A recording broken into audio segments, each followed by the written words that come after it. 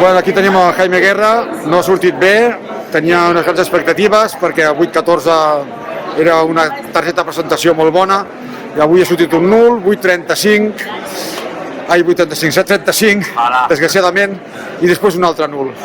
Què ha passat? No estava, no era el meu dia, l'escalfament jo em notava bé, com sempre, però a l'hora de fer la batuda o de posar-se bé al cos i tal a l'hora del salt, no m'ha sortit. És la primera vegada que em quedo fora d'una final en un internacional i bueno, a veure, no estic content, però bueno, aquestes coses passen, així que bueno, a continuar entrenant. T'hem vist que portaves un banatge aquí a la cuixa i tens alguna molèstia o...?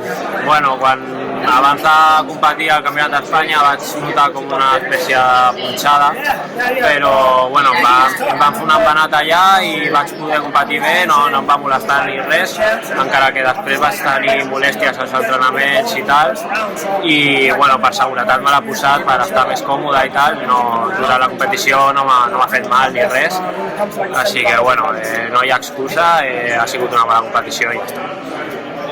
Bueno, gràcies per les teves paraules i molta sort i la propera temporada un europeu i uns Jocs Olímpics i a seguir pujant. Moltes gràcies.